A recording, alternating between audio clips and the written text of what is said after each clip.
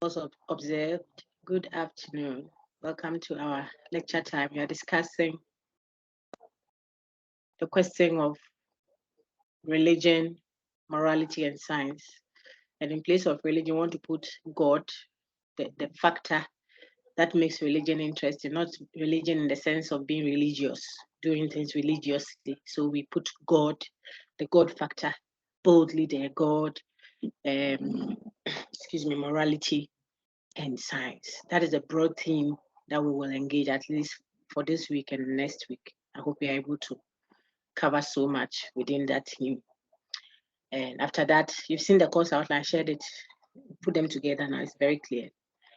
The content was there, but the organization around it, myself and Prof. And I think it looks like we may have a longer time together than originally proposed. So when I say we, myself and the class, so it's clearer now. And I've shared the course outline. You want to keep yourself guided by it. We've done the first substantive topic was on development generally, the conceptual analysis of the term from different perspectives and different authors. Then we went further to look at the focus of development on Africa. We could have done quite a number of other things on development, but we want to have a wider range of topics that you have looked at in the course, contemporary issues in philosophy. So we have to put a stop on what we are discussing together, but there are quite a number of readings around that: development and human rights, development and climate change, stuff like that. We could have gone on and on and on. The course is not philosophy of development. We would have done so much more. So we have seen that. Then the prof came to take on the decolonization, issue, which is also central in contemporary times, especially for Africa as a continent.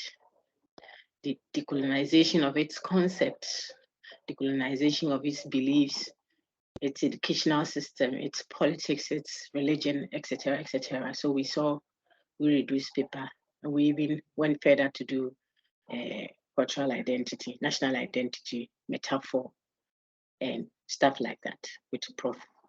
And so we now move into another contemporary issue that is very, very, very central to philosophical debates and discussions. You might not even see it as prominently as it is the case in non-African settings. Africans, I think, generally wouldn't have too much controversy and debating when it comes to the religious and ethical. Sometimes it is even overly emphasized to the point of being negative sometimes. But when you go to the non-African settings, sometimes the talk of, say, God or religion looks like it's strange, man. That's old school, kind of.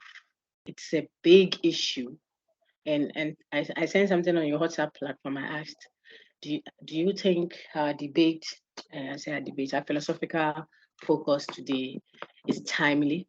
Because the timetable and the details had been done before we heard of the unfortunate Turkey, Syria, which is so fresh in the minds of people. People feel distraught. People feel that if there really was an all-powerful, all-knowing, all benevolent, see the labels, being that has been labeled as God by religious folks of all versions, is all-powerful, all-knowing, then why is there such evil, such wicked expression of evil? And this time around, you can't blame a human being in the name of they expressing their free will. So it's not a moral issue, it's a natural disaster, earthquake. Perhaps someone can stretch the argument to a point of saying that, well, that natural disaster arose because of how human beings are managing the world. I don't know the extent to which we can give, human interpretation to earthquakes. But generally, you would see that this calls back to question the supposed believe in an ultimate entity, powerful, good, perfect, benevolent, not just perfect, but all knowing, all powerful, all perfect. And if I don't want to go ahead of myself giving you the entire argumentation, you did a reading of the text yourself, the paper, and so I'm sure you are going to lead me in that regard. But the timeliness of this COVID-19, just 2020, we have been cautioned now to start wearing masks again. Those who see into the spiritual realm are prompting that we are likely going to have a worse situation than we did in COVID times. Someone will say, oh, there goes those conspiracy theorists and what have you. And what was your alternative in 2020? When all of a sudden the whole world came to a standstill. Sleep, even if you are not feeling sleepy. Executive power putting us to bed. Lectures put on hold for months for certain institutions. No lecture throughout the year. No teaching, no marketing. You get a little to eat. No, slay queening. People had bought their designer clothing. They wanted to slay in your room and take pictures. People getting overly psychologically troubled because they can't stay in a room for that long. The point is, you couldn't have ever imagined that there could have been a situation like that. So before you say they should let us think which prophecy or which seeing into the vision or some prophet, some revelation. Before you say that they should just get off you should ask yourself what is the alternative that you have. The question or the philosophical issue is a philosophical issue. We shouldn't feel nervy when we have to discuss religion. Faith is philosophical, just as it is when we engage politics, when we engage economic matters, or like the social contract. When we are dealing with those, when we talk about colonialism and how people have reacted and how people have been suppressed and whatever, these are very delicate matters. But it has to be spoken about. Philosophy doesn't have boundaries. A serious thinker, question asker, one who evaluates and examines, is not afraid to ask questions. Question asking there, you haven't done anything. You ask. And if the heart for the question, the reason for the question is modest and genuine, then it solicits different viewpoint. And that's what we are going to do in these 2 weeks on the theme of what? God, morality, and science. And we will tweak it, or if you like, we'll tailor it a little bit towards the end of our discussion to the African setting. So maybe sometime next week we'll look at science and religion from an African point of view. Sort of, we'll discuss generically, but it is important to contextualize because we think that sometimes even the mosquito bite can be attributed to a demon or something somewhere. And so we have to interrogate, evaluate, examine, and then present the worthwhile elements in our traditional settings without necessarily rubbishing everything that is traditional, because there could be herbal scientific explanations for certain, if you like, medical conditions that if we were to look into our African traditional either beliefs or way of life or interpretation or conceptualization, we may be able to administer, say, in health, better health than what we would have done if we just went merely orthodox. So we'll interrogate that. Just think about Sum Sum and Okra. When someone gets ill or someone is not feeling well, enters into a company for the first time, sits in the chair. The person is an international journalist, brilliant voice, selling big time through his voice. And then just after he sits on that seat, the next day he comes to work. He wants to talk. His voice is, yeah, he's faint. And you have tried every therapy, giving every, I say every in the literal sense of it, orthodox, and the voice is shrunk. It is no more useful. That is all he has. That sells. That's the nature of the job. So the voice is gone. We don't need you again. And every therapy has been given. You just have to go home and remain as nothing. So you go to the mountains back home. You say, I know a penny so and so on so and so mountains. I think you should go see him. But this one is not Honam Yare. This is Sun Sum Yare. Sun Sum Yare. You see, Sun Sum Okra Honam Sun Sum. So perhaps that happens. And after a week, they said, oh, we've gone to Gary Missions, we've gone to bath his okra, we've gone to do a spiritual investigation. We found out that they had tied his Sun Sun somewhere. I mean, some of these seem like, oh, this is, well, did the guy's voice come back? It did, better. And he's back doing his job.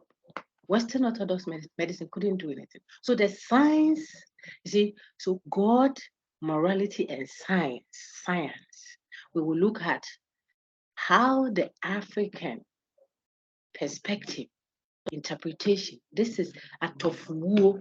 If you had that, what does it mean in the conceptual scheme of, say, the Akan? Because it has implications on how that body will be handled. Why libation point and what have you. And what are the implications? Oh, we are not getting a good harvest. The scientists, the empirical scientists will be thinking of the humidity and the whatever and the soil, composition, what have you, whether the loamy soil is. That is what the empirical scientists may be investigating. And we all currently would say that is what is important. But the traditional person, apart from that, because they also do manure, they also do local manure, even home bred manure. They take the leaves, leave them rotten on the farm for a while to rejuvenate the soil. They do that. But they could also say, look, we are not getting rains, not because of anything. The other ones are, they will we'll look at what you call scientific, we'll do those ones, but we have to pacify the gods. They are not happy. People are we were into the river bodies. People are going to the farm on days that we said they shouldn't go.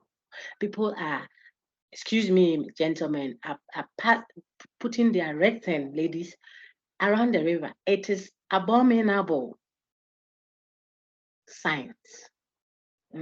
So religion, or if you like God, morality, and science. These things may not be as accessible and prevalent in non-African settings as they are here. That's why when we get to those parts of the discussion, I asked the TA Mauli to do as the honest. He has been very helpful to you guys to pull out, you guys and ladies, I mean, to pull out a reference that we'll find in Prof. Jechi's book there and scan it for us so that you can have that as part of the second part of our discussion, which would, tweak more or focus more, a little bit more on the African setting. Okay, so that is just generally, I just wanted to give an overview of the second, this will be the third half of our semester. I did the first 2 or 3 weeks with your introduction, and then the main 2. Prof took 2 of them, and I'm going to take the next 2. It's likely I may continue, but just in case Prof is able to make it, he will take a slot, I think, at most. Else, I do the rest of the semester with you. If you didn't submit previous assignments, you are losing, and I don't want that. I have given an assignment graded. Prof has given an assignment, we are grading. So that would be 20%. Then I gave a third, which I just went to check, 8 groups have submitted. 2 didn't or haven't. It is not good. That would be the third. That's 30 marks. We have 2 to go. And the 2, my thinking is to give you research papers. But I don't want you to be unnecessarily overwhelmed. So you will see how I'm doing the content with you, okay? So that you have a focus. So there's this paper you are reading with your colleagues, then you work on it, then you present. That way it helps. If you slack too much, I'll have to give so many, and then I pick the best. And that will mean you can do about 10, which is unfair. There's an elective, and it's a 400 level. Okay, so let's work together that way. Then you will not have too much stress, but you will live with a lot of enlightened content on contemporary issues. Not that you will just pass through. When we ask you, so contemporary issues, you know, what did you discuss? Then what was it about? You say, yeah. That woman, she's good. Yeah. That's not what we are interested in. She's good or not good. If I weren't good, I wouldn't be teaching you. So it's not fans we are looking for. We want you to be good, at least in the few references that we engage together. You should have the competencies in it at your own level. Okay. So if we talk development right now, you would be able to speak in a seasoned manner about the multifaceted nature of development, the way it is a gradual process that is never ending. And so no one should arrogate to themselves the claim that they have finished developing. We have to carry that philosophically speaking. If you go do a course, you can't. If you are doing political science, you cannot go telling people that they are not developed. They won't even listen to you. You are doing IMF discussion. You say, you people, we have to check this thing that you people say you are developed and we are developing. You are hungry and you want money. You are coming to talk. But when we do philosophy, we reflect and examine and evaluate in the hope that it will impact and change and shape society. So that is what we are doing in this course, not taking sides, interrogating every matter. So that was for development. Then when you come to the debate on decolonization, what is key, at least from the papers we studied or we engaged, from Ruedu's point of view, the onus lies on the colonized. And he references his own, Zakan, he's African. Say, one casa, you should do that. You should feel responsible enough to embark on the two-sided decolonization process conceptually. See, not go and take knife and say, I'm decolonizing. No. Change gradually. Let go of the baggage that you have incorporated knowingly or unknowingly into your language, into your politics, into your what? Religion. He picked the three and built an argument around that, showing you why he says so. So don't just let go of it and attach a sense of urgency in doing that. But whilst you let go of the foreign categories, make haste and incorporate the indigenous, not all of the indigenous. And there, I think Jachi is more explicit. Critical sacrificing, not a wholesale sacrificing. It's not everything in the indigenous or if you like traditional past that is worthwhile. No, who says so? So you have to look in and pick. Our inheritance systems, some of them, for instance, are not. They don't encourage creativity, ingenuity. Who should go and work hard as a woman?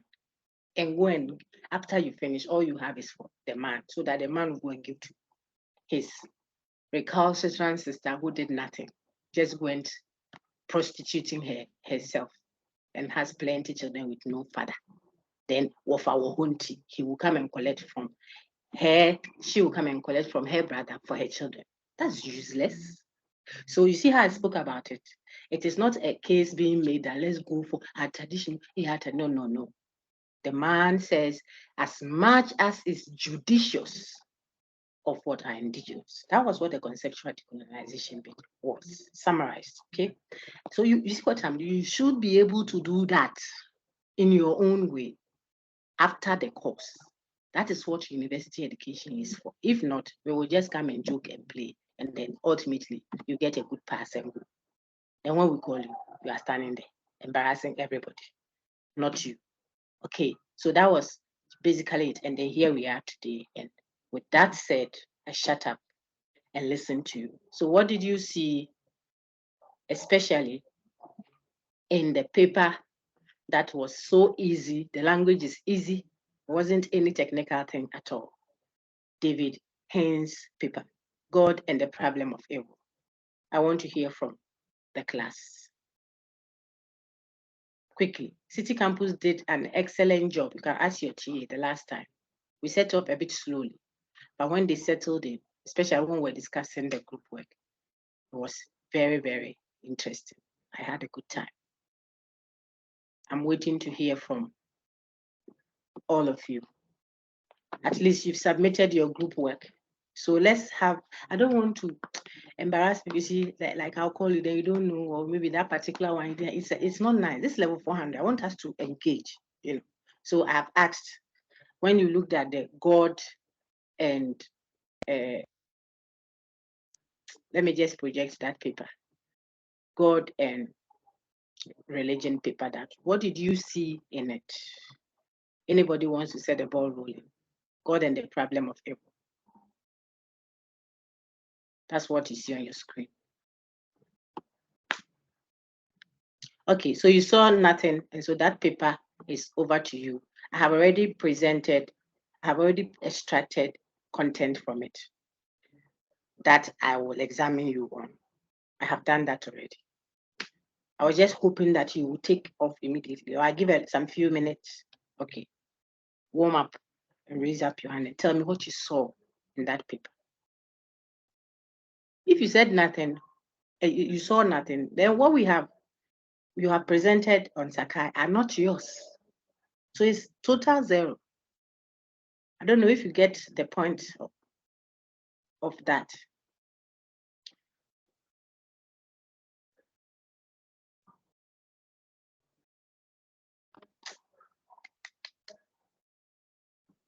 I'm listening, please, people.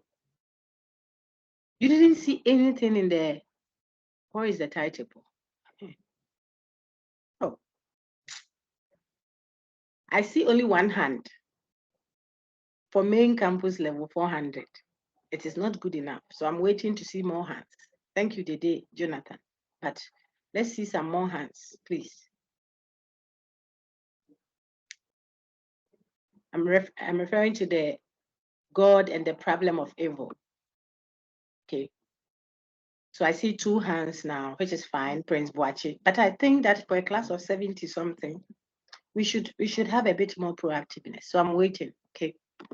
Yeah, 3 hands now. Oh, the other one went down. At least those who submitted the paper. You see, those who had the responsibility of posting for the group. If your hand is down, then what have you sent? You just downloaded something from somewhere. Can't be that. You see, that's the whole point. So it's important to see a certain number of hands up if you really did a good job on that. And I'm waiting. 4 is still not enough. I see Sabina's hand also, which is fine, but it's not enough. Prince Boachi, Nana Kofi Amun, Eugene Macready. Let me see so that I don't pronounce your name wrongly. Yes, Macready. All those hands are up, but I think we can still have some few other hands up.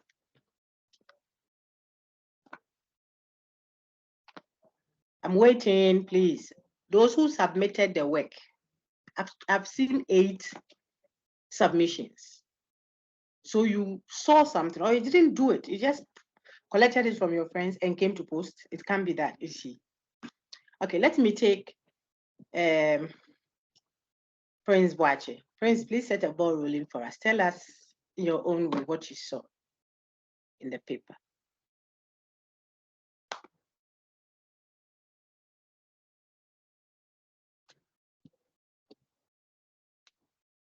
Prince, we can't hear you, or I can't hear you, please.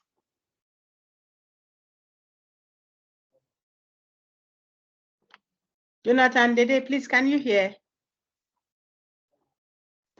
Yes, Doc. Go ahead, Jonathan. Prince, Doc, I can organize hear. yourself. You will come.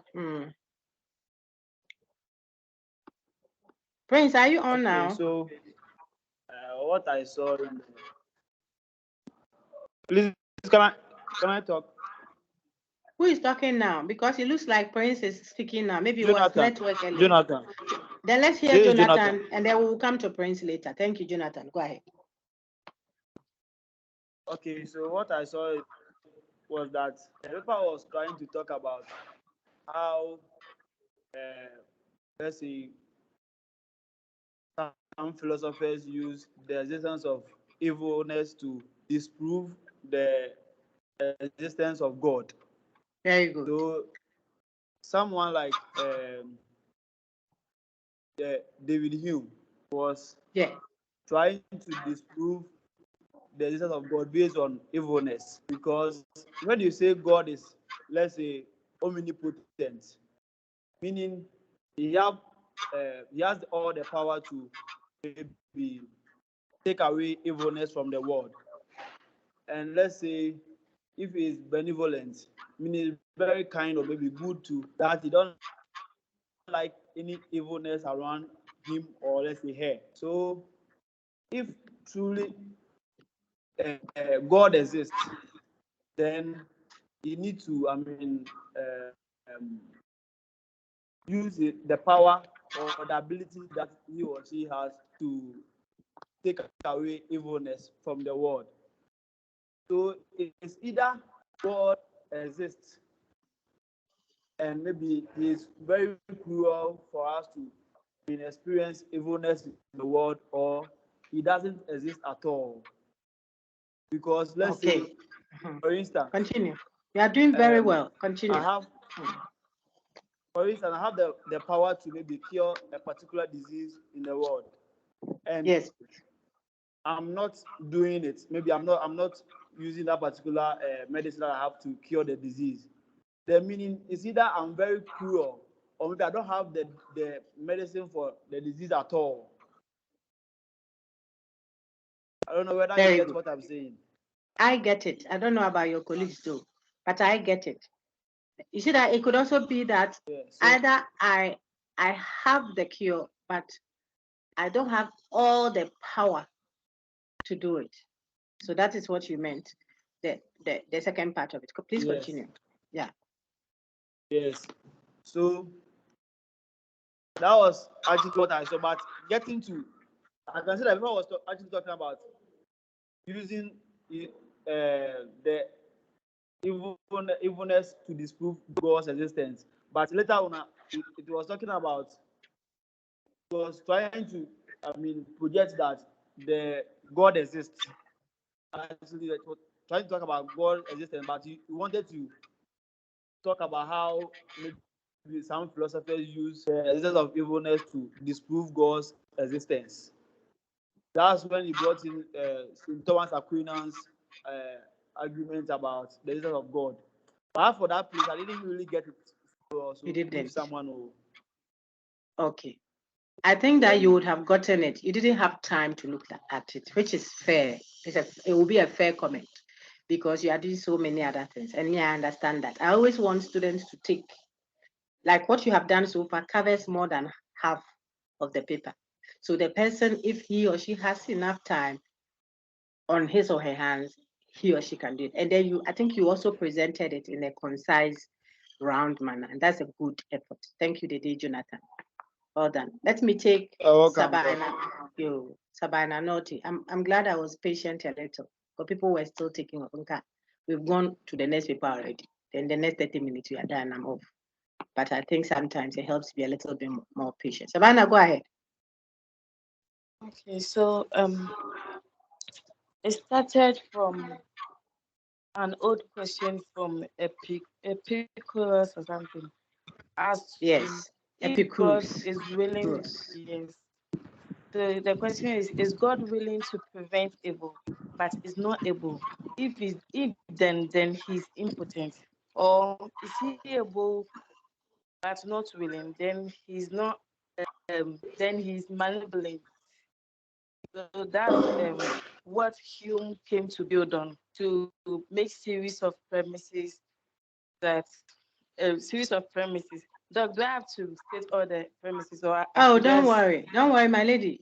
Just say the way you take it that we are in a group, we are all students, and you are telling us what you saw. It helps. I want us to develop that skill. Okay, so whichever way it goes, I'm projecting on the screen anyway.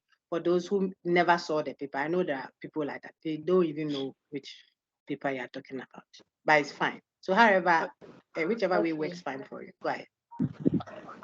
So Hume built on this whole idea to form a series of premises, which also it goes in the same line that if God is omnibenevolent, that's if he's good, then he wants to prevent evil.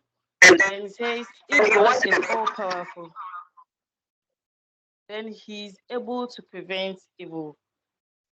But there is evil in the world, therefore, God is either not good enough to stop the evil, or not powerful enough, or the two together. So later on, J.L. Mackie too came to add um, series of premises to it, because he feels like the more good attributes we associate with God, the further it will draw us from the evilness that we conclude with. But still, besides adding the positive premises of God being good, he still arrived at the same answer that regardless, there's still evil. So means God is either unwilling to do it because he's not kind enough, or he's not powerful enough to stop the evil. Okay. So the writer here. You have done very well, Sabina, just like your colleague. You are not done yet. But you can tell that you have engaged the content, because what you just said, like you can see on my screen now. Look at, so there's a little variation by Markey from Hume's, but yet substantially or essentially they say the same thing, which boils down to what your colleague earlier said, an argument that is showing why we might not have good grounds to think that there exists God. And the emphasis is on the problem of evil that you have very well recounted. You have even added Markey's view, and you showed the little addition, or if you like, the clarification Markey brings. He brings that and differentiates it a little from Hume, strengthens the argument, but still comes back to the conclusion that you see why we will have good reason to believe that there isn't God, insofar as we conceptualize God as all powerful, all knowing, all good, all these attributes at once. Then either he is not all good or benevolent, that is, or he's not omnipotent, able to do all things, or he doesn't know all things, omniscient. Because if he has all the knowledge and he can do all things, omnipotence, and he is all good, omnibenevolent, then they can't at the same time cohabit or exist what? Evil. When evil is presumed to be what? The opposite of good. So point 3 for Markey's argumentation, which Madame said, Sabina said, and she's going to continue to build the second part of what she saw in the text. Look at the thing. It says, a good thing always eliminates evil as far as it can. If you are good, that's the assumption now. And so when we see the next half, which your friend Dede says he wasn't too sure of what the rest of the argumentation was, it's not a question of being sure. If you read it, it's explicit. But you thought that, okay, you have a fair idea. You get something to see if the doc asks, because there wasn't time. No problem. No problem. The second half, the author will take each of the arguments, and I suspect that that is what Sabina is going to do. Critique them. The point of the critique is to show that if you are making an argument, if these two folks are making an argument that negates the existence of God based on evil, then if he is able to make punch holes into those arguments, then it will indicate, or it will give good reason to believe that God exists. In other words, if you push it down, the argument that is making the existence of God doubtful, if you're able to punch holes into each of those premises, it will strengthen the view that God exists. That's one of the approaches he adopts. Then after he was done, before he considers making or appealing to the argument people have made in defense of the existence of God, like Aquinas' own, like the others. And then, so when we finish this, we'll take a look at the cosmological argument, the ontological argument, wherever we get the teleological argument. We'll see if we'll get to a far end of it. So Savannah, please go ahead. I did that to mop up nicely for those who never saw the text, or they did, but the thing has become plenty for them. Okay, if you can add something more to what you saw, I'll be projecting the pages that I think you are talking about, and then it will help others. Please go ahead. Okay. So the writer actually doesn't see the problem of evil as in being associated to God's existence. He thinks it's misconceptions, unexamined prepositions about evil, goodness, omnipotence, and God Himself. So he begins by ascertaining God's existence. So he thinks God's existence does not depend on evil, because with a necessary regression posed when you talk about the unmovable mover or the uncausable causer, right? So very good. The regression has to be sealed, and when we trace back who created this, who caused this, you go to an infinite regression. So to seal that, there should be an ultimate who wasn't caused by anything to cause all these things. So exactly. The ultimate I want to get that slide. Please slow down for me for a minute. That is on another slide. I want to project it.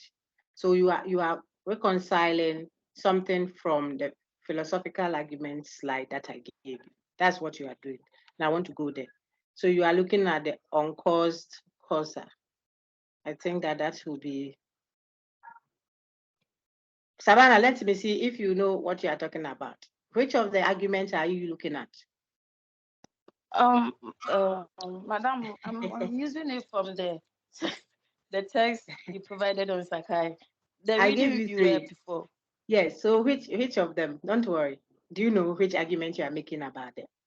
Uncaused causer or moved mover? It will be this one. Did you see it? Don't worry. It's not to embarrass you at all. I can't recall. Don't worry. Is that? Did you see Thomas Aquinas? Yes, Aquinas. Okay. Yeah. So it is this argument. That's why I put all together and gave them to you. So this is what the author, David Haynes, is appealing to over there to make the case. So as you say, then I'll project from here. So you see the argument. Please go ahead. Sorry for interrupting. Okay. So as I said, there has to be someone who wasn't caused, or something that wasn't caused by anything, to to cause everything else to exist, and that thing or person is God. Then very good. He also went ahead and talked about good. Then he said good is not good as used in that sense. It's not necessarily the contrast of evil, but that's good in the moral sense. But good here can be associated with perfection. In a Look, sense, my lady, I'm forced to have to give you a mark. Sabaidanote, when we finish, prompt me, because normally I said a +1, but unless my TA puts it down, I may not remember, or I play back. But you have to remind me so that I enter it at the grade book. I'll give you a mark because you did a reading of the text, or if your group discussed, you really read it. Do you know why I'm saying that? You read it. You are now talking about even the different connotations of good that the author appeals to tell you that God's nature of being good is not good as a quality that adds to his being. No, it's good as what his being is. It is not an addition. It is his nature. So you clearly distinguish that, and that is what takes us to good as what? The ultimate that you can have for perfection. This one that I shifted slides is the whatever changes, see some things in the world change, whatever changes is changed by another. is a recount of Thomas Aquinas. It is in this text. I only went there to the other side to project it for others to see. Please keep looking on my screen, class. Okay, and just after that, your lady is talking about the next paragraph. See that? This is what she's talking about here. That which is perfect is not lacking in anything that it should be. So being good is what the being of God is, not that it is in the moral sense of the word good, where it is adding. So when I say that is a good dog, I'm amplifying. I'm saying something that is additional, morally speaking, where you deal with a human being. You are adding to the quality of the person. It's not that sense of the word good that we say God is all good. We are saying that he is the epitome of goodness. He's the embodiment of goodness proper, just like Kant does with what existence. And I think that is a very good thing. Those ones are the ones I came to help clarify. But you got it, and you are presenting that, and I'm impressed about that. Go ahead, please. So goodness applying to God might not necessarily be the good we perceive when we say maybe a good knife or a good dog. A good knife should mean the sharpness of the knife, which is how more of the essence of the knife, right? So when we say God is good, we are talking about the level of perfection associated with God, and we say He's all good because He has the ultimate perfection. That is the actuality in its pure form. So very good. Very good. Continue. Okay. Very good. So you can bring this to the Akan language that we have unyame. That's unya na no one mean. So that means when you get him, you desire for nothing else. So yes. If someone wants to clap for their sister, you know how to virtually clap, or that one to against whom?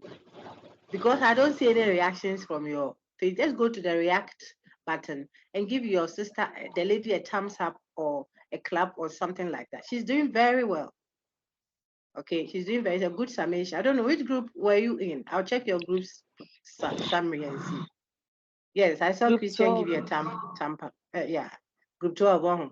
I'll read your thing with a lot of love, because unless they didn't listen to you and they were writing plenty things there. But I think you've done very well. Do you still have more to add? Then Nana Kofi to add more for us. If you have more, go ahead. Oh, Debbie, let it go because it will be, we will play it back. So it helps for people to hear it from their colleagues. That is seminar. You see, when you met Prof, he said that, oh, he level 400, he doesn't come and stand there to talk plenty. No. He comes to listen to the students. Then when you finish with your presentations on the given topic, then he sums it up and ties it in and then gives some direction to the discourse. And that's how level 400 is, we engage level 400 discussion in philosophy. If you don't do that, the people will not be philosophizing. We don't have anything to tell you again. You have been learning and hearing from us. So you, if you have the point, let it flow. Others will also, and I think the brother Jonathan, they did set us up nicely and stopped at a junction. And then you took over and you have also done a good job. Keep doing it. If it gets to the end, there's more to do. About 3 slides, set of slides, okay? Unless you are tired and want to drink water, then I'll let Kofi Amu say something a little and then you come back. But go ahead. All right. To wrap up about the good. So what to essentially get is that good here is not necessarily the opposite of evil as we conceive it, but as in the level of how perfect God is. And here God is the ultimate perfection. So let's go to the omnipotence. So in a nutshell, what he's saying is that God is in the pure act, and he wills power. The kind of power he wills is the active power, not the passive power. The passive power is what we, the creatures, have. But no, his power is the active power. So that enables him to do all possible things. The emphasis now is on possible things, not the impossible. So we having the passive power makes us limited, and that makes us vulnerable to temptation. So when we have temptation faced to us, we can't resist. So that is how come evil prevails in the world. So then later he goes ahead and talks about evil in the Christian sense, where he says evil. And ladies, so pause for a minute. Okay, that is another discussion altogether. And then let's mop up nicely for this one. So that you can tell that the author, after giving a good rendition of what you would consider as the problem of evil, the philosophical problem, not the personal problem of evil, but the problem of evil, philosophically speaking. After he gave a good rendition of that problem, even gave another version, apart from Hume's own, another version that tries to even make the argument better to show how God's existence is dwindled. The belief in God's existence is undermined in the face of evil. After he did that, that's how philosophers write. So if you don't read him very well, you will think he's saying what these authors are saying. No, he showed their view, even clarified and strengthened the argument by looking at another version.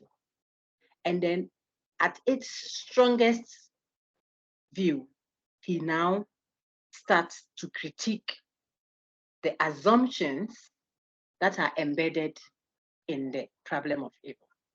So you say the problem of evil is saying, how can we reconcile an all good, all powerful, all knowing? What's the other one? All benevolent, that's the all good anyway. God, an entity, a being that does and has all these, and yet sees evil. Why do we know he sees it? Because he's all knowing. So he knows that this is evil. In fact, he knows it before the people conspired to kill. Pardon me, I want to touch on very painful things because we are discussing the problem of evil. The thing has to look evil and you have to feel it. Major Mahama, for example, when the people conspired to stone him to death, if he's all knowing, he would have known before they even picked the stones. When whoever it was that we are told allegedly jammed window to kill our former MP, that the case is still in court now. And Sexy Don Don is turning us left and right. When they conspired, it's not even when they picked the knife or gun or whatever it was. But when they conspired, an all-knowing God would know and can, take note, and can or must, this is the argument that has been critiqued by this author, they must prevent it. Okay, but let's say it as this, they present it first, and then we can look at the critique. You know it, because you are omniscient knowledge, science, scient, and so all knowing and all powerful. The interpretation that those who are presenting the problem of evil put to all powerful is this. They say you are able to do all things.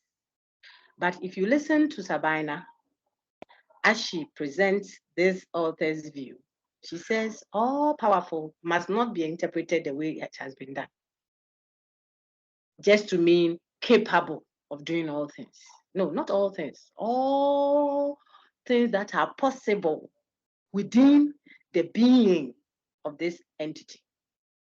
Because remember that it is this entity that is all knowing. If I know all things, let me put it in simple terms for you to get it straightforward. Don't go round about. Then I know what evil is. Finito. Not you human beings who are doing a diagnosis of it. So it may be that what you call evil is not what evil is. If you want to critique, that's the simple thing. If I'm all knowing, then why do you want to interrogate? Why do you want to determine? And there was a question like that. It's not a human being. You are reducing me to your weakness as human beings, which is what? The lack of complete, perfect knowledge of what evil is. You human beings don't understand evil. So you are you are forcing your conception of what evil is onto me, the ultimate all-knowing being. You see, if you literally explain it, that is what it is. You are thinking in terms of your inadequacy. You are a creation. I don't belong to that. I am perfect. I am. When I say I'm perfect, don't think of my being. And I'm speaking like God. Don't think of how you would say you are perfect. When we say a human being is perfect, it's an addition to her being. When we say God is perfect, the conception of God we are talking about makes him the very thing called perfect. Not that he has perfection, but he is perfection of its utmost absolute form. He is goodness proper. Not that he is participating in goodness. That is what your lady Sabina was explaining there.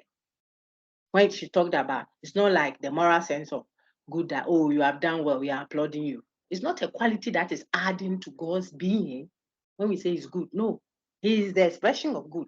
Descartes does something like that in his Meditations 1-6. When after his proof of his own existence, then he goes further. Those of you who did rationalism with me, he did a deduction of God's existence. This is what he was doing there. One of the arguments had, the ontological one had a certain sense of secularity in it, but that was the point.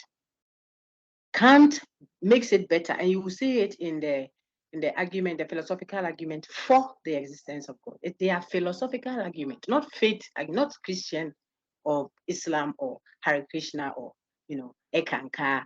These are faith. I'm talking about philosophical arguments for the existence of God. Of course, by people who most of the time you will call people of faith. But someone like Kant, Immanuel Kant, wasn't a person of faith, but he can philosophically argue that there must be. So I'm just trying to make all these arguments for you to see that you have to decipher, pull them out a little at a time and see what the point is. And I try to simplify some for my students when I engage them. I tell you, if you attribute these labels, all knowing, all powerful, all benevolent,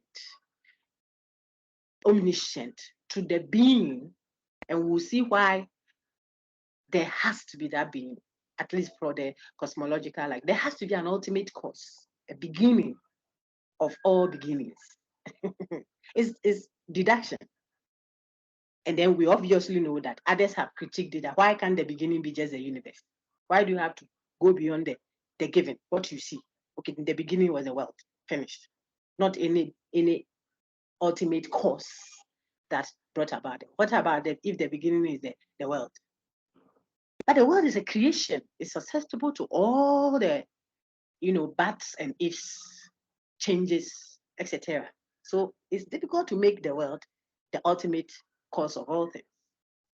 That is why, philosophically speaking, there has to be some beginning. Others say, but if so, then can we also look into infinite future? There we go. So we can keep going round and round and round. But the concept of God, and I want to come back to that, being denied because there's evil. The problem is, ask yourself, if you say he's all-knowing, then why do you want to tell him, or why do you think you know better to tell him that he should stop the evil? You should admit your inadequacy of knowing why he hasn't stopped it, because he knows all. Simple, simplicity. So stop, like the judge is interrogating, the various evidences before him or her at court, so he or she can pass a judgment. Then you are a witness. You're not even a lawyer in the matter. You are sitting there. A judge is watching. He's keeping law. What is this? You two, you are not the one making the judgment because you don't know. So why are you saying that if you are all good, you must change what you people are calling evil? What if in his eyes, being all-knowing, which you admit, then he knows whether he must stop it or must not stop it. So he's not stopping it is not a sign of inadequacy, but it's just a sign of knowing all, which the human person doesn't know. What if that is it? That's one question I ask. And if you're a philosopher, this one you don't go into, hey, what people are doing, God, no. God cries by now, go and see how he's happy. He's listening. He says, hey, my daughter is one Buddha. she doesn't need help with this one. She's sorted. It's just engage it philosophically. Don't go talking faith yet, because the person may not share your faith or may not even have faith at all in it, in the non-physical. Just engage the discourse academically. And that's what we are doing. If the being is all good, listen, the one who is passing the judgment is not all good. We are the human beings, philosophers or thinkers. Some are even religious folks who are so distraught. They don't understand why God didn't stop the earthquake. Or at least after all the 5 days or so of fasting, people fasted, congregations. I'm telling you, some did pacification. God didn't hear to send an angel to wake a friend saying, our brother Christian Atua. Oh, yeah, because I don't keep the time. I don't. Wilhelmina, we can hear you. Wilhelmina, we can hear everything. Mute your mic, eh? I have helped you to mute it. Because the people fasted and God didn't hear. But if he's all good, then perhaps, there we go, he's expressing his goodness, which is not like yours, we human being, our own, which is imperfect. Perhaps he's expressing his perfect goodness by allowing evil. Who are you to say that is wrong when you are not the all-knowing and you are not the all-good and you are not the all-powerful, in other words, the omnipotent? So what is the fast? It could just mean, by the same logic that we are presenting in the argumentation, that we are only expressing our lack of what?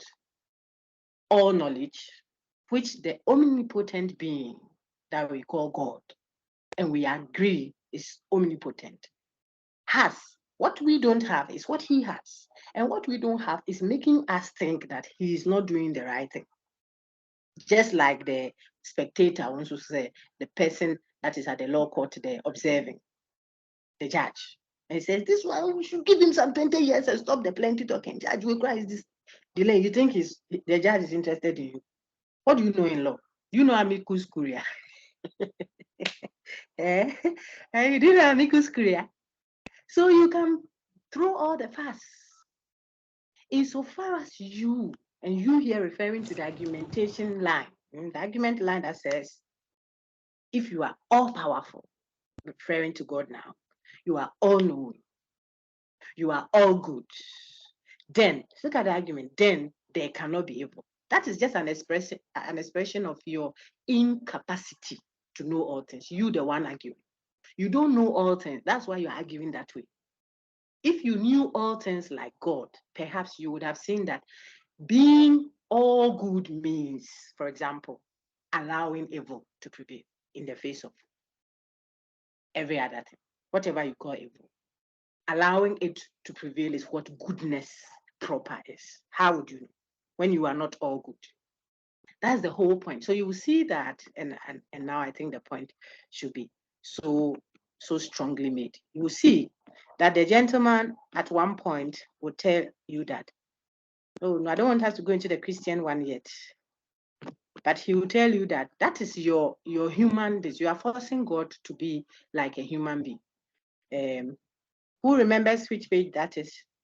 Aha, this is it. So may I have one of you read? Anyone who can read for me will help me very much. So I take a breath. Oh, okay. I see some hands up now. Nana, that's it. Read for me. Thank you, Doc. Okay. Notice that, this is not a moral judgment. Good, however, when it comes to humans, it's a moral judgment. So that humans are by nature rational animals. So when we see a human acting according to what is reasonable or rational, we say that they are good. And this is a moral judgment. We don't, however, know in the most precise sense of the term knowledge what God's nature is. John in his first epistle is very clear that nobody has seen God. Therefore, although we can demonstrate that God is good, we can't know exactly what it means for God to be good. Pause for just a minute. Pause for just a minute so that this one will sink in. Therefore, says Nana Kofi Amu, Papa, although we can demonstrate that God is good, we can demonstrate it. God is good all the time, and all the time God is good. We can demonstrate it in our own way as humans.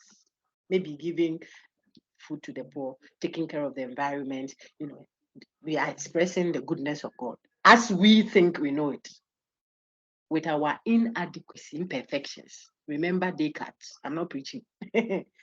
Descartes says, I can be deceived. I can doubt. But I can be deceived by the evil demon. I can be deceived by my own dreams. You see, so I am inadequate. I'm imperfect. Now, even though that is the case, we can't know exactly what it means for God to be good. Why can't we know? Because we are not omniscient. Like the being that we want to go and critique,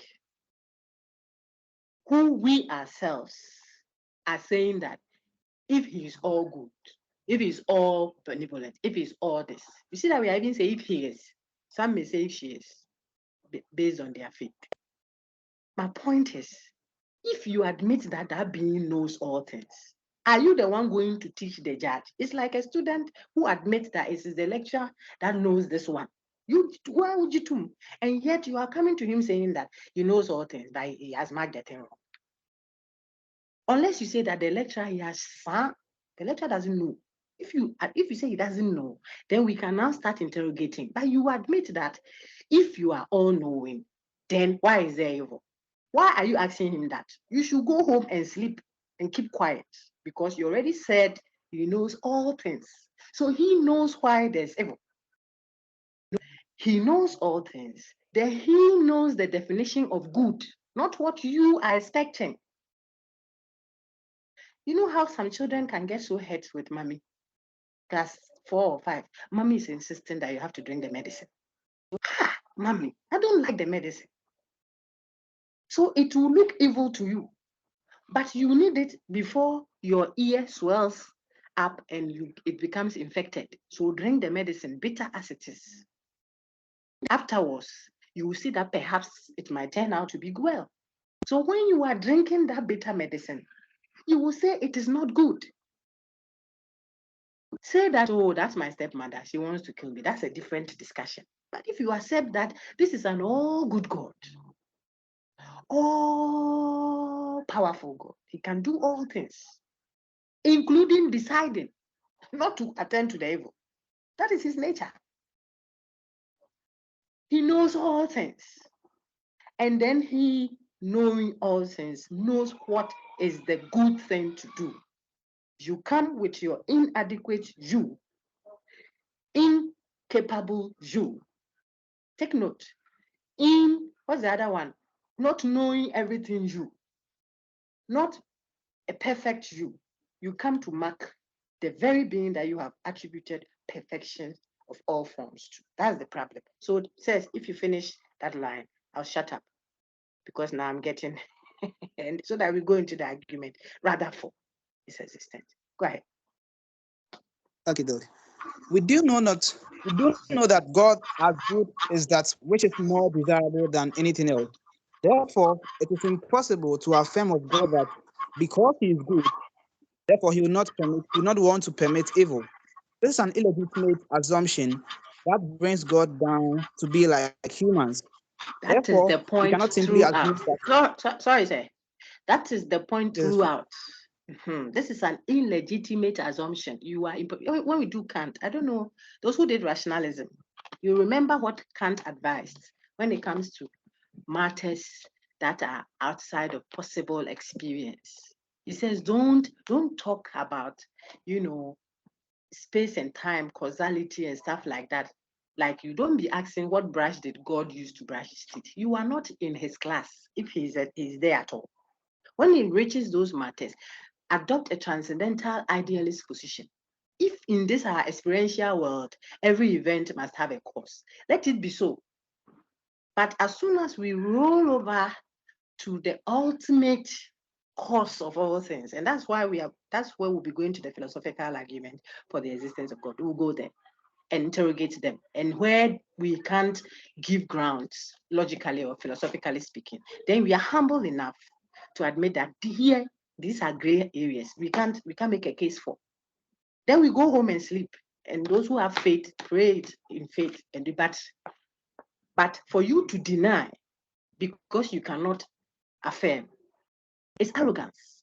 Remember Kant. I'm talking Kant now. And for you to affirm because others don't have a way to deny, it's arrogance. You can't be skeptical, extremely skeptical, like Hume became, of all matters, including metaphysics, because it is not within the world of possible experience. We don't see exactly how the corn that you planted led to the effect, cause and effect, and causality is what I'm talking about. Because others planted corn, it didn't yield any corn plant. I jokingly tell my lower levels, you people, I'm sorry of you a little. But the lower levels, I tell, do you know how many times married couples have been busy for many years and babies haven't landed? And others too go, bah, bah, bah, bah. They have triplets. After sometimes they have even killed 7 of them through whatever means or radio. So Hume's concern is, how do you establish a necessary causal connection? Cause and effect, causality. Everything that happens must have been caused. How do you establish that there is a causal connection between this thing that you call a cause of this thing that you call an effect? How do you establish it? With certainty. That's the point. If you want to do so as an empiricist, how? And because he's not able to, the reason why he's not able to is genuine. Look at that. There is not a necessary connection that you can experientially, when I say experientially, I think you get it, empirically present. So because he cannot do that, he denies it. That's why he's described as a skeptic. Not an absolute skeptic though, but an extreme skeptic, trying to maintain an empiricist viewpoint. I told you folks, if you like, let one of you brothers slap Felix and never and say, Felix, Charlie, then you slap him. Pam. The way he'll get angry at you, brother, you can't do that. What do you mean? But let the sister that he's trying to con hit him and say, oh, Felix, and slap him on the cheek. Slap me again. Look at the cause and effect thing. The same slap by Sister Adra on by Felix's cheek will elicit more slap. Oh, give me more slaps. Yet the same slap by another brother, he's angry. How can you say it is the slap that got him angry? Is there anything necessary? Because if it's the slap, then the other slap should also get him angry. If it is the getting busy that brings babies, then people have been busy, Papa. They take it like paracetamol 2-3 times. Sister still hasn't taken seat. This is the point, that establishing necessity. Now, because that is not possible, our friend Hume says then it is not there. When we studied Kant, he said that's arrogance. For you to say because you can't explain it empirically, it's not empirical. Because you can't give an empirical explanation to the necessity, that's the word, between cause and its supposed effect. You deny then that there is no causality in that sense of it. There is no substance, whether physical substance, that's matter, or mental substance, that's mind. And that is the discussion we had in rationalism.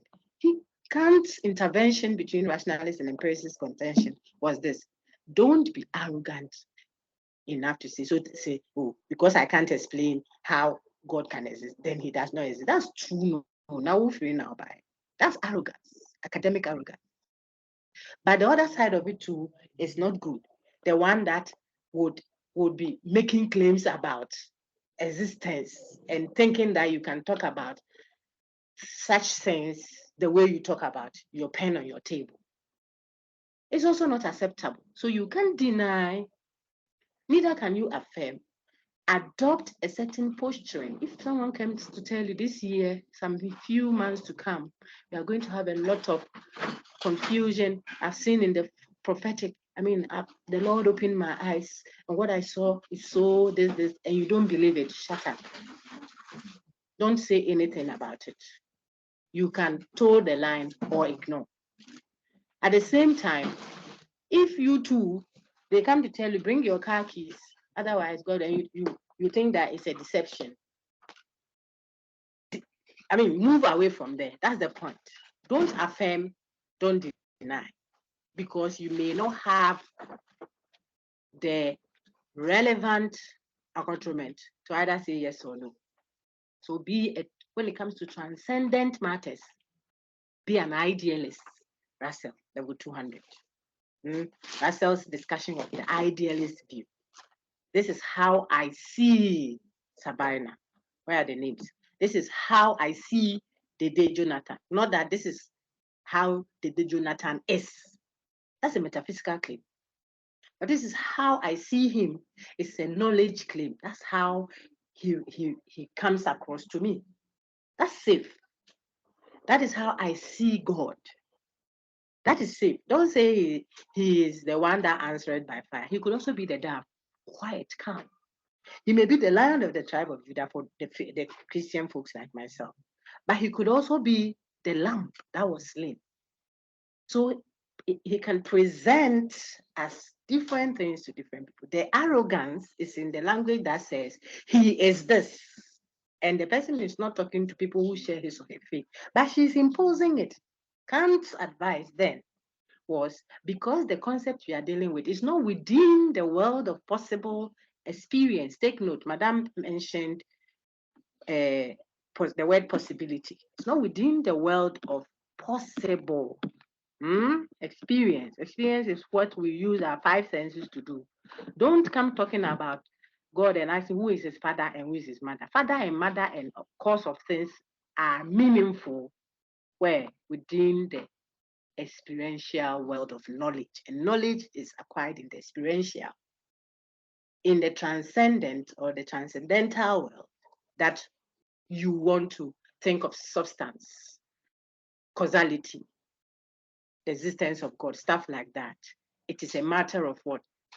The way you see it. So when it comes to those matters, be a transcendental idealist. I think that the point is strongly made, and people can now do a very healthy critique if there is still some. And you can get, I'm a Christian, an avowed one, but I can do a lot of critiques of some of the views that are supposedly defending the existence of God. And I believe I could do a better job than that. So you can still critique, but some of the criticisms are just self-refuting.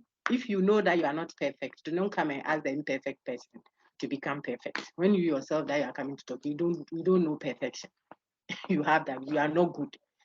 You are not whatever, all-knowing. And you are telling someone who you attribute all-knowingness to him to make sure that he does the right thing. If he's not doing that, then we don't think he is.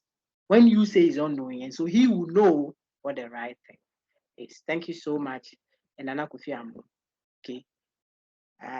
Now I will take questions just in case there are some before we move on to the next slide. So the second half of that paper will be dealing with the Christian view, because it's a Christian version of the defense for existence of God and what it. That's a bit, this thing. I think it's straightforward. So we'll go now to the philosophical argument. But let me see if there is a question. I see Dede, Nana Kofi, and Sabina's hand. If there are any one of them is a question. Queenie, are you asking a question? Go ahead. Unless you want to read, then we'll go to the philosophical arguments. Go ahead, Madam. A question. Please go ahead. Please, can you hear me? I can hear you clearly. Okay. So my question is, if there are philosophers or people are basing their argument on the attributes of God and functions of who they believe this benevolent or omnipotent or powerful God should do in order to earn such titles, then it's based on the fact that they have a conception of what is good and what is evil. In the case that they propose or suggest that there's a universal good or like an objective view of what is good and what is evil, would you say that they are playing their own God in this scenario by being how do you call it, like a determinant of morality or virtue or what is good and evil? I think to a large extent, but even more crucial is the part that is making attribute the same as the being itself. It is the creation that needs qualities to make them better. So if you say, oh, Dr. Miles is good, it means that you are not saying, you are trying to suggest that goodness is something that has added to the being of Nancy. That is what Kant tried to do. When we go to the philosophical arguments, you see, try to show them that goodness is a predicate when you add it to other things. So creation, you, myself, the pen, the table, the dog, the school. If we say this is a good school, the good is an addition, it's amplifying the subject. If you use school, if you say that it's a good school, the good is supposed to be a quality, an attribute that makes the school better. You see, it is adding to. That is when good is adding to someone's being. But when you say God is good, this is not church. I'm talking about Kant. I'm talking about Descartes in the ontological argument when they refined it. He's trying to tell you that when you say God is good, that goodness is not a predicate. It's not an attribute. It's not something you are adding to make God better.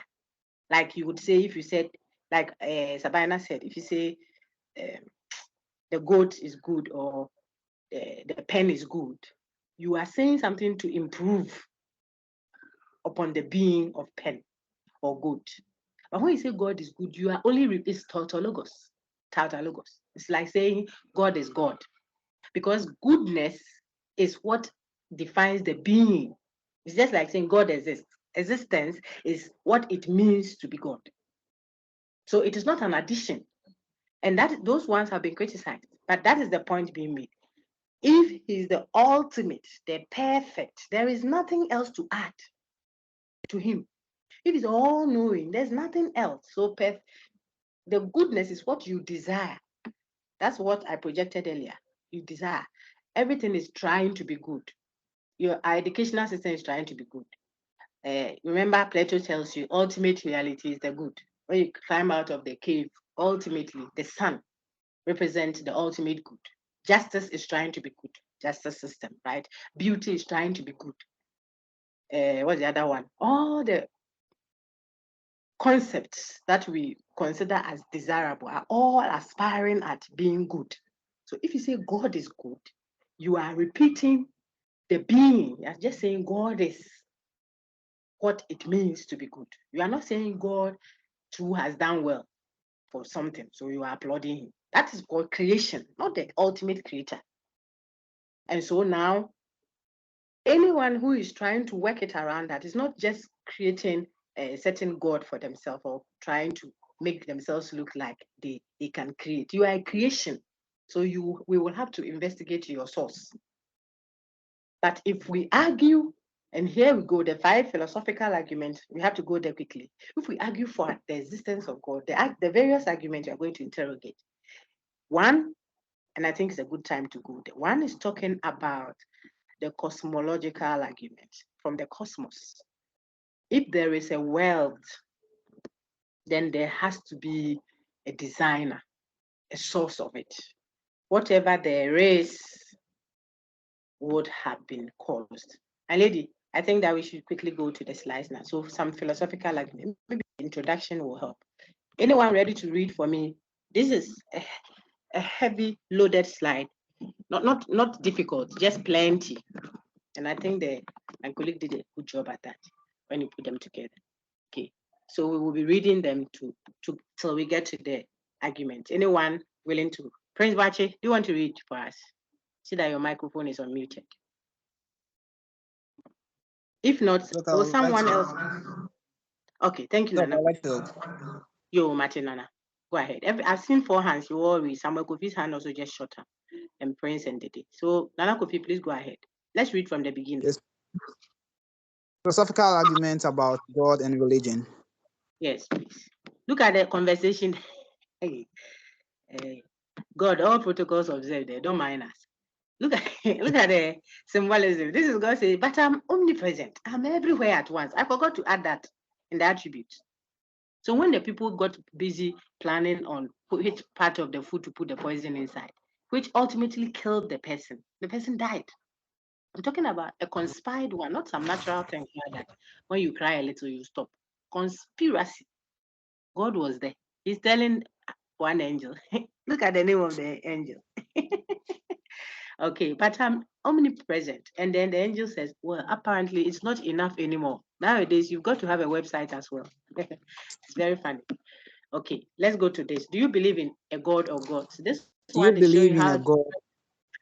Go ahead, say. Please Do go you ahead. believe Sorry. in a God or gods?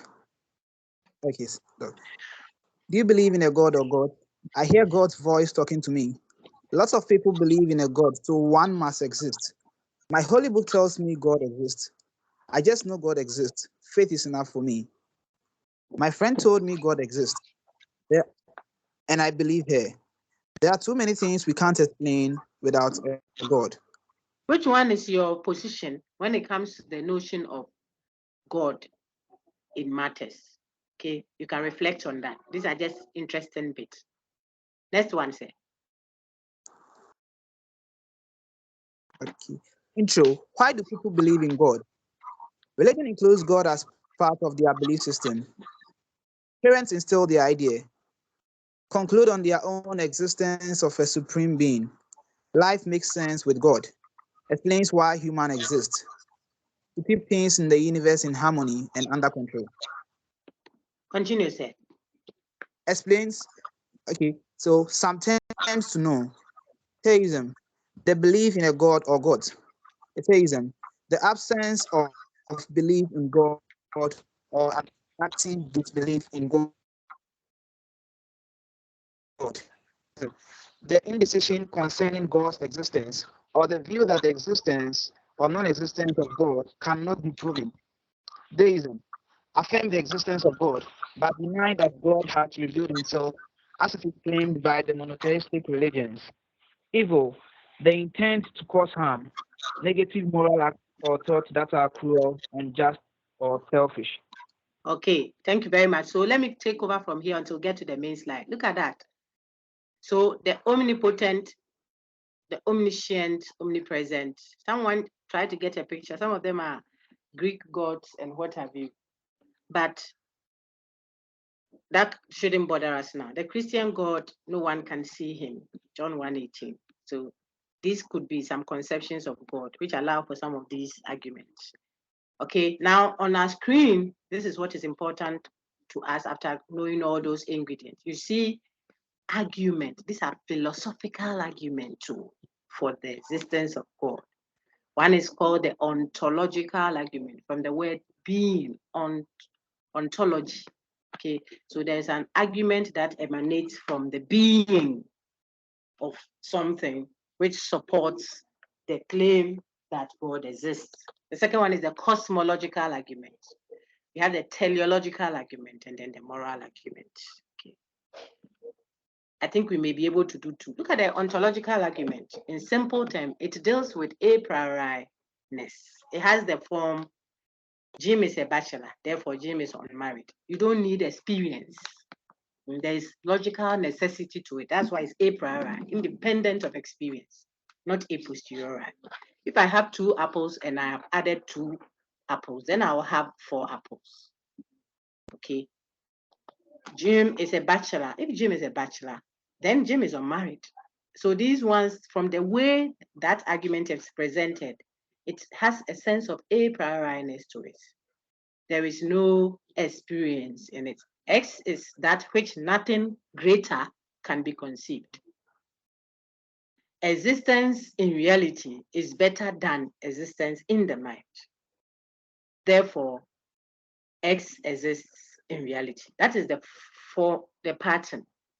The thinker who starts this kind of argumentation originally is a saint. I think it's Anselm, not Anselm. Okay, so correct. The right one is correct. This one, not the left. The left changes places. The E should come before the L. And he's a monk, I think. Then he's arguing to show how absurd it will be if you were to deny that God exists. So if you remember your deductive logic, those who did it, he uses the method of reductio ad absurdum, RAA.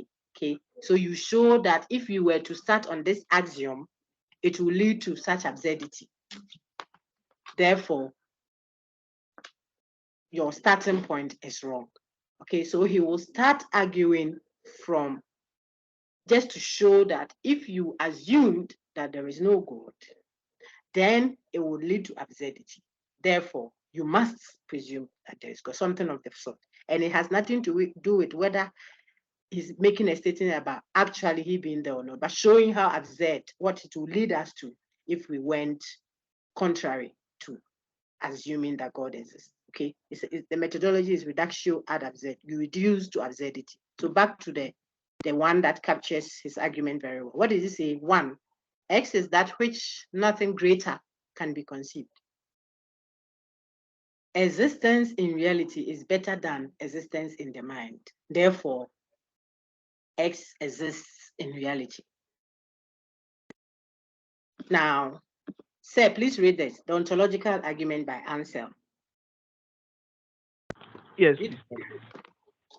The argument for the existence of God is one that doesn't depend on premises that are grounded in experience. Central to Anselm's argument is a distinction between two kinds of existence. 1, for a thing to exist in reality is for it to be part of a reality, to really exist. 2, for a thing to exist in understanding is for someone to have an idea, that is a concept or a thought of that thing, like saying you have something on your mind. He knew God's existence by faith, and faith here is as knowledge. Very good. So the comparison between two ways of thinking of existence is what we are drawing attention to. Now, here is the outline. Suppose you could conceive of God's non-existence. If you were to try to think that he doesn't exist, this is what I was saying. That's the pattern of the reasoning. This is something going on in your mind. Suppose you could conceive, you could have a thinking, a thought that denies the existence of God. Suppose that. Will it lead to absurdity? He's going to show that. If it would, then your starting point.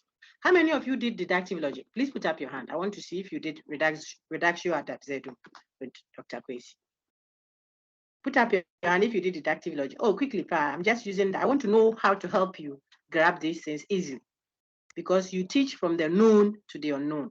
So if you are giving examples that you presume that people know and not knowing they don't know, then it doesn't help for easy reference. Did you do reductio ad absurdum? You start with an axiom, trying to prove something.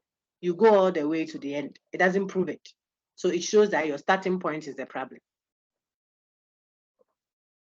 Anybody wants to tell me whether you did reductio ad absurdum, RAA, method of proof? Okay, don't worry. So that is what we are showing. Okay, the gentleman says, that's Anselm. I will ask you questions, and I know you know that already, so there's no point repeating that. Anselm's argument has this pattern. Suppose you could conceive of God's non-existence. Suppose you could. Then you could think of something greater than God, something just like God, but existing. If you could think that he is not. And then second premise, when you thought that he's not, it turns out that you could also think of something that is greater than that God that is not. Look at the third premise there. Then God is a being than which none greater can be conceived. Then that God that you say is not there will be a being. Have you seen it? Okay, I'll find it for you after class, okay? Then that God is a being than which nothing can be created, can be conceived. Look at the last but one. But nothing can be conceived as greater than God. So God's non-existence is inconceivable. You started as if it is possible to conceive of a non-existing God. Then you go all the way and it brings you to what? God's non-existence is inconceivable. It means that it is not conceivable to think of God as what? Non-existent. Meanwhile, that was your starting assumption. Then you have proven that this starting assumption is not correct. So it's an a priori, it's a methodological way of proving without necessarily. Look at the problem with it is that you haven't made a case about whether he is or not. You are just showing that if you don't assume that he is, it leads us to such absurdity in our reasoning. So Anselm, in effect, defines God as a perfect being. Please look on the screen. Perfect being must have all perfections. All. Look at the emphasis. All perfections. Omnipotence, omniscience, omnibenevolence, omnipresence, all the omnis. Okay, the third one. Existence is a perfection. I was telling you that earlier. Therefore, God must have existence. Must. Because he's supposed to be the all everything. All perfect. Okay, so he must be. If he just doesn't have to have perfect existence. He must be what we mean when we say existence. That was what I was telling you earlier. This is Descartes. So existence is not a predicate. It is the nature. That which is God is what? Existence. Unlike you and I, who exists. So when I say Nancy exists, maybe now I can say Christianachu does not exist. Because for us, as creation, existence is an attribute, a quality, a property, if you like. But for God, existence is not a quality, or if you like, a predicate that is added to him. He is the thing itself. Okay, if you got that, then he says to deny this is self-contradictory. Because God is existence, you cannot say God does not exist. That's the whole point. If you deny that, then it's saying that A is not A, and to create a contradiction. It will be like saying triangles have three sides by definition, but there is a triangle with only two sides. That's the point I was making. Okay. You see why? So now on our screen, boss, please read for me. Thank you. Yes, please, Doc. The form of the argument. Note that Anselm's argument is a reduction ad absurdum. It offers a proof that God exists by assuming that God doesn't exist and arguing that this leads to an absurdity. This would mean we must reject the assumption that God doesn't exist. Excellent. That is what I have been shouting all over about. But look at the objections that even I can raise, little me, and religious as I believe I am. I can tell you that you've done a good job logically, perhaps. But, well, one tries to show that the argument is invalid. That if we reason the same way in other cases, we get false conclusions. You will see in a minute. We can use the same thing to prove, look at, anything in this world. And this was done by a fellow saint who was also reflecting, a monk for that matter. Galeno, right? Look at his argument. Let's have someone else read, unless Nana is not tired. Eugene, if you are close by, could you read for us quickly? Nana, be on standby if Eugene doesn't read. I don't want people saying that you hijacked the class. Yes, please. Right, Eugene? I'm waiting. You are muted. Doc, please can you hear me? I can hear you clearly now. Go ahead. Thank you so much. Hey. Okay. Okay, so like I'm starting from the form of argument. The form of the argument. No, please. So note that Anselm's argument is a reduction ad absurdum. It offers a proof that God exists. Hold on, sir. Let me stop and reshare. I think you are still on the old slide. You have moved back. Okay. So let me just share that. Okay. Okay. I have stopped sharing now, so you see it. Hey, debut. Philosophical arguments. Very good. So here we are. We are looking at Galeno. Tell your friends that they should please keep quiet for you. I beg them. Galeno's objection. Go ahead.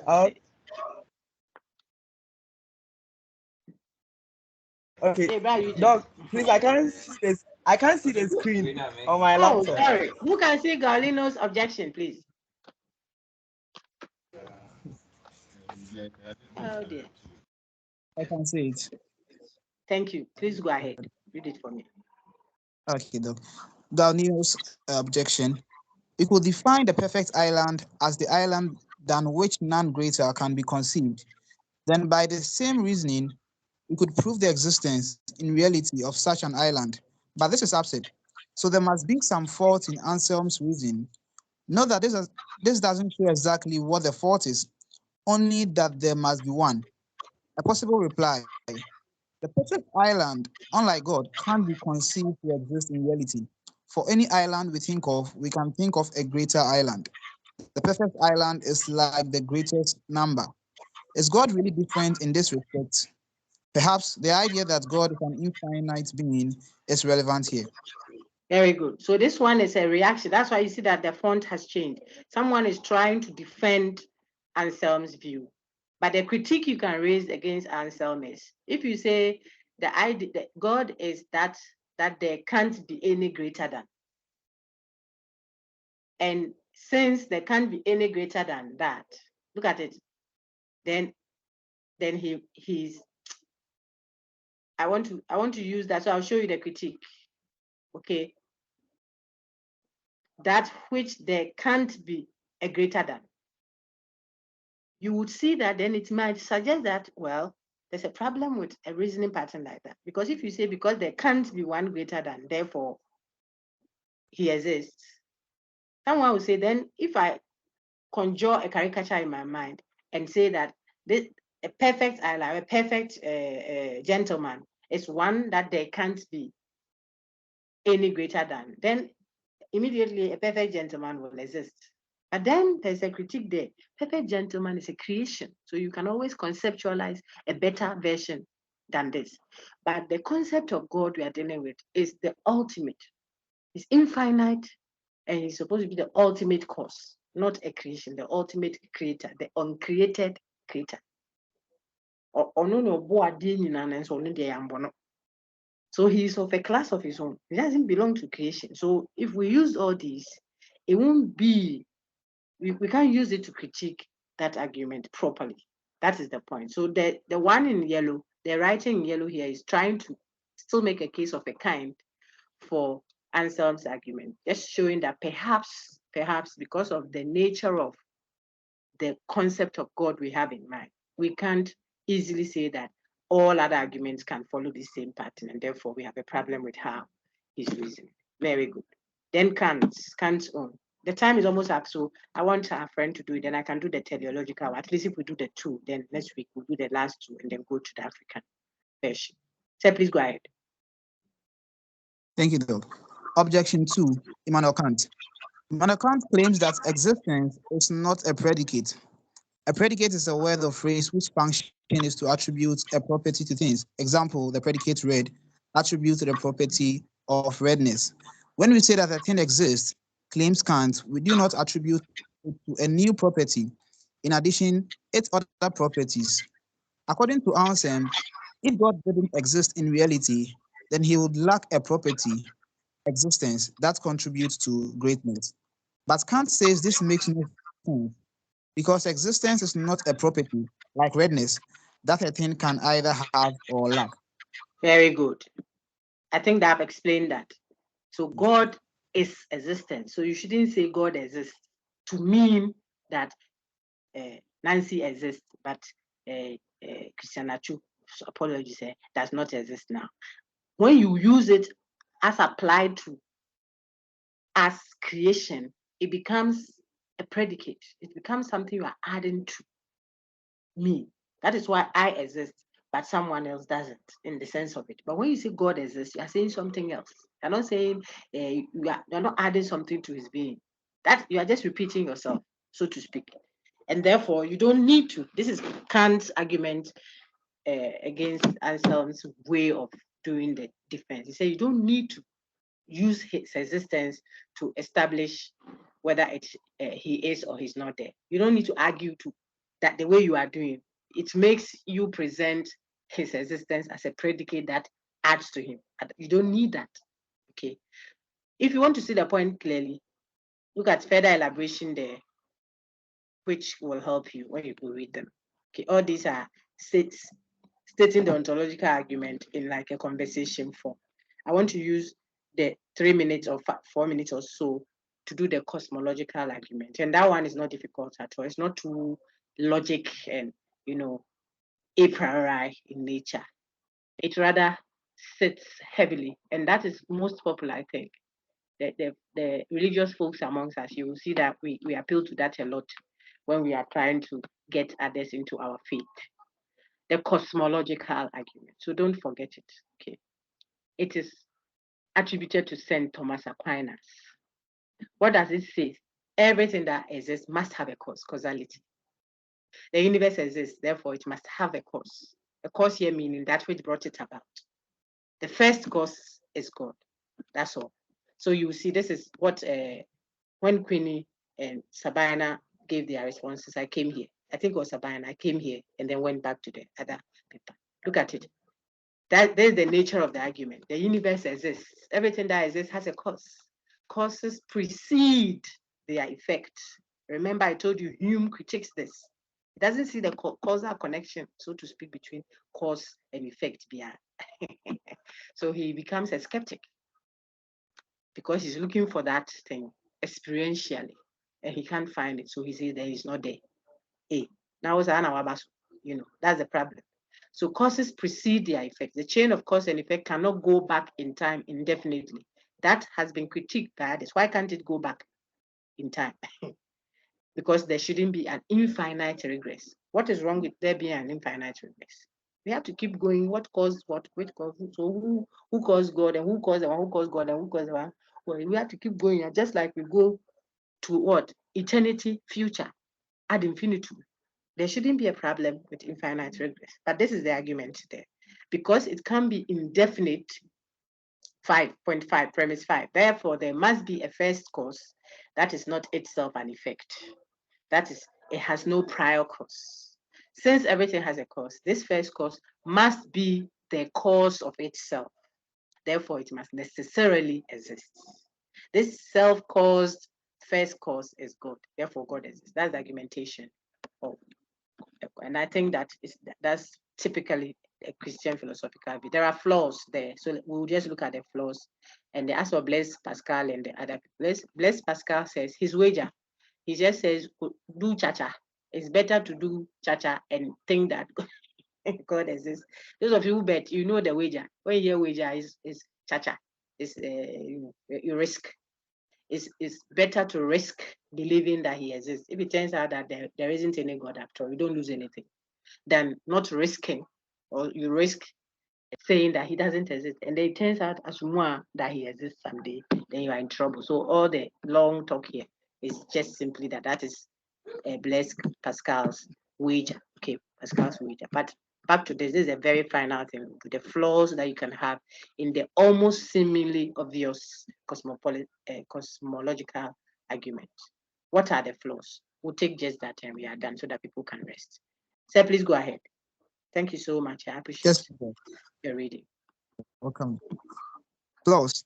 It is conceivable that the chain of cause and effect extends back into infinity. By way of contrast, consider the future. Do you suppose the future has a specific ending point? It is based on the assumption that everything has a cause. This then begs the question, if this first cause is God, what caused God? If one accepts the idea of a first cause, that is something that has already existed, it can be argued that the universe may always have existed. The regress could end with the necessary existence of the universe. It need not end with the position of God as a first cause. Very good. With the positing of God as a first cause. So the three main flaws. When we say flaws, we are philosophers. So we are looking at it, philosophically, you can raise these critiques. But that is why I also think that you can also respond to them. Okay. So the cosmological argument that we looked at, which says if everything was caused in Yanum, and we keep saying, okay, so Nancy was caused by the father was caused by this, the creation was caused. Ultimately, we must end somewhere. to get to the beginning. This we must have a first cause is what the critique is. Why must there be a first cause? We have to keep going on, and it is conceivable. We shouldn't necessarily have to end it somewhere. That's the first point up there, okay? Then from that one, just jump to the third one. The third one says, or if we want to end somewhere, why do we have to go and assume an ultimate cause that is not experiential? Why wouldn't we say that the ultimate cause of everything is the physical world, the one that we can see? So that's why some people have the theory of the bomb, that everything emanated from bomb, because they want it to end at a place that is investigatable, not to leap and assume that then there has to be an entity, a being from whom all these conscious brain or a designer behind what we see, from whom all emanated. They would say, rather, why can't it be the universe? So there are people who worship the universe, not God. So the universe, then some say the earth, Mother Earth.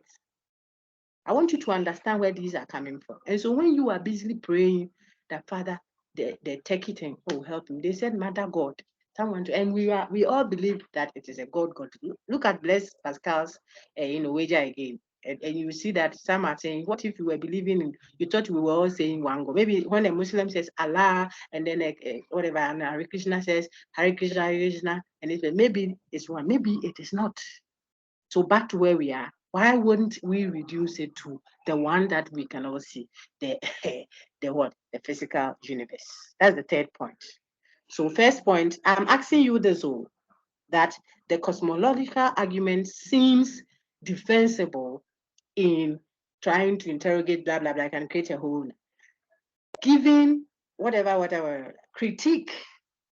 And so if you are critiquing, you have to show what the flaws could be, and then you can now show how you can defend those flaws philosophically. And people may be saying, Dogpa, now that IMF and all that, what is this thing that we are discussing? Hey, go and see how people are praying.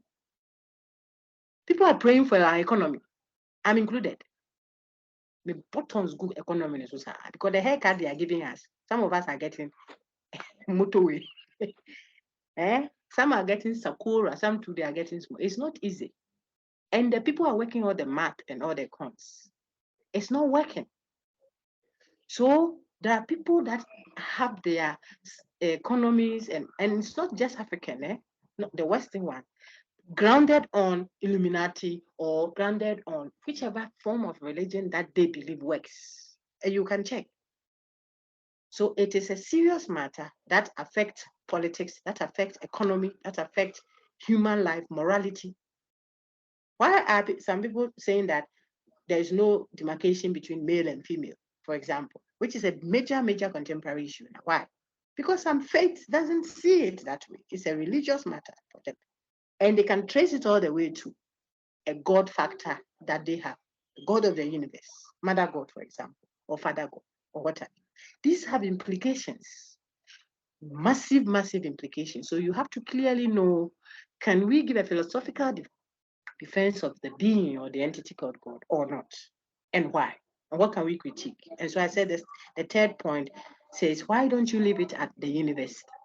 And why do you want to leap and say, therefore, there must be a creator, which is God? Then the second point, which is in between, the one there is a question of logic.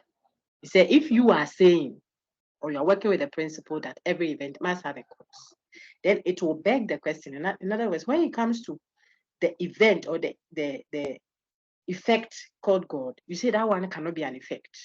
It has to be just a cause. So are you working with your principle or not?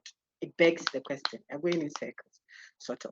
Okay. Now you have to critique those, if just in case I ask you, you will do fine. I want to really end you. Thank you for the extra few minutes that she gave us to help you. If you have any questions still, I'm glad to help you. You can send me a WhatsApp or you can put it on our WhatsApp platform. We'll do well to attend to them. Thank you, Nana Kofi. Thank you, Eugene. Thank you, Dede. Thank you, our brother who set us up, Jonathan. I had Jonathan Dede. And then thank you, Queenie Ahunya, and my other lady, Sabina, who did excellently well. All the best. Take care.